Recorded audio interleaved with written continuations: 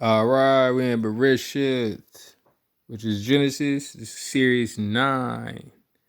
We're in chapter 20. All right, it's a lot going on in here. We'll get the key points out as well.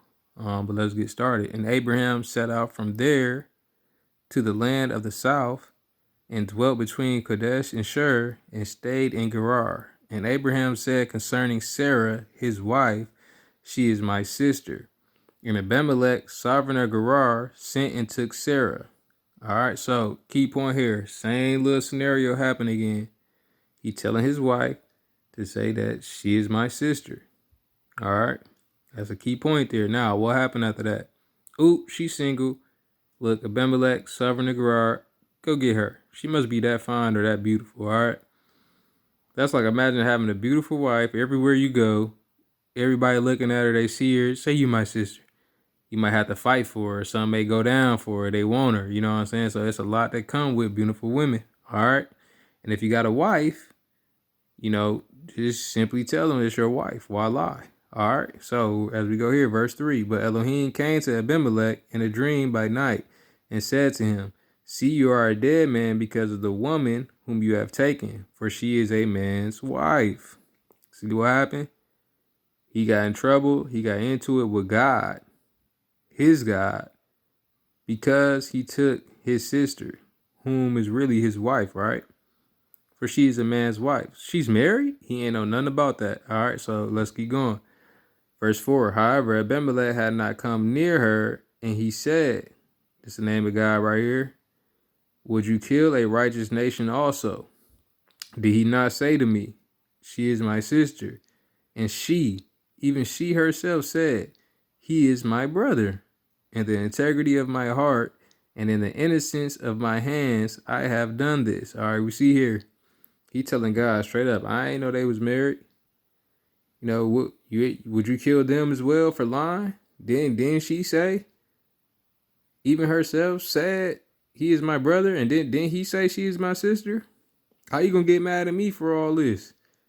You know what I'm saying? They not even the same guy here, probably. You see what I'm saying? These people don't even believe, but they still good people. You can't just judge people because they don't believe in the same religion you do and just assume that they're evil. It doesn't matter.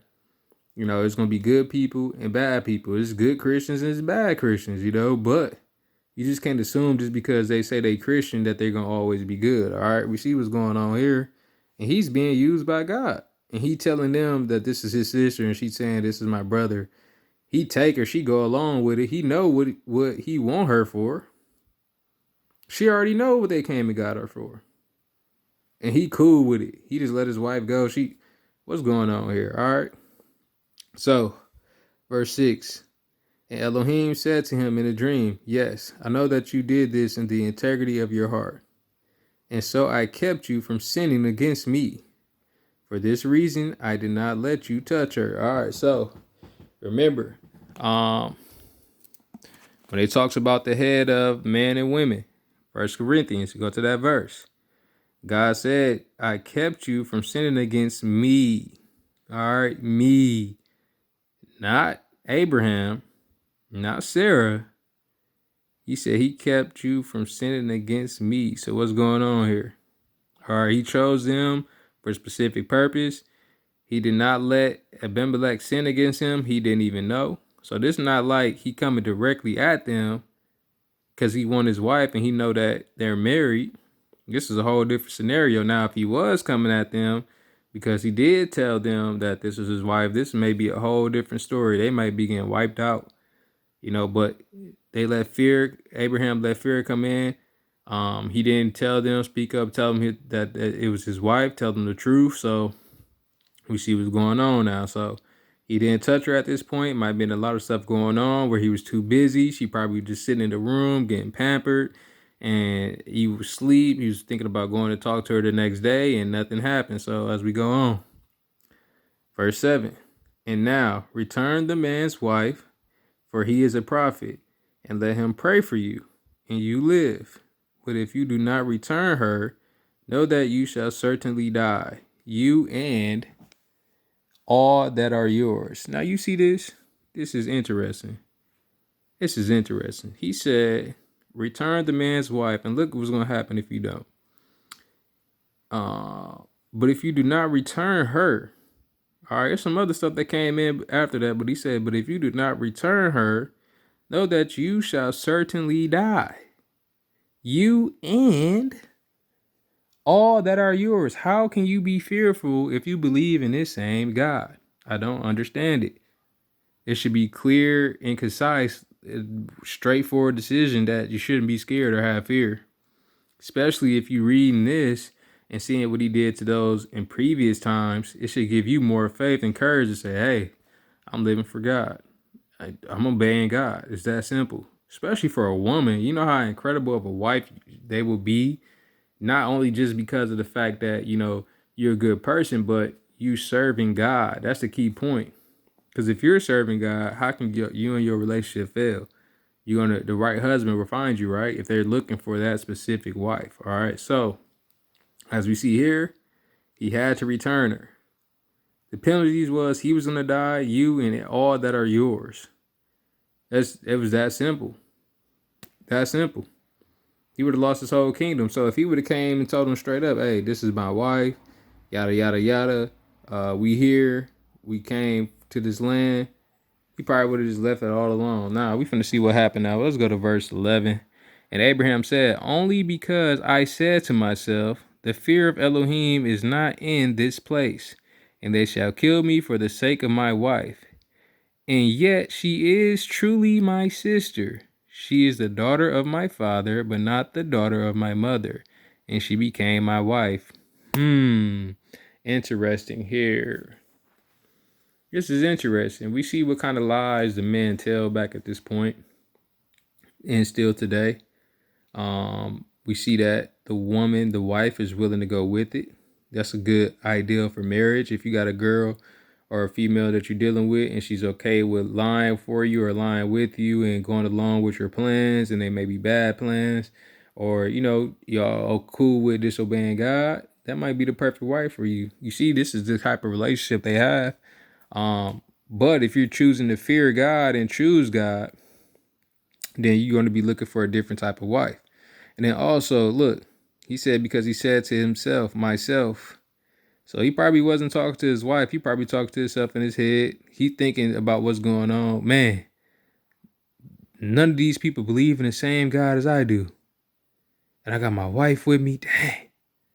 He probably thinking to himself at this moment, man, they probably going to do something to him because of his wife. She look good. She beautiful. He probably don't look as good as her. He probably don't have all the muscles and all that stuff. He probably ain't tall and handsome and all that stuff that like the people of the world do. But he looking at it like they don't believe in the same God. The fear of Elohim is not in this place. In this place, these people don't believe in the same God as me. You think they're gonna believe or say something if I tell them, hey man, that's my wife and I'm supposed to do this for my God? You think they're gonna listen to me? Probably not. So rather than him just being courageous and living without fear, he telling them it's his sister. How does that feel? It gives him a little sigh of relief, right? Like, it's my sister. So now he's seeing who all interested in her, who are attracted to her.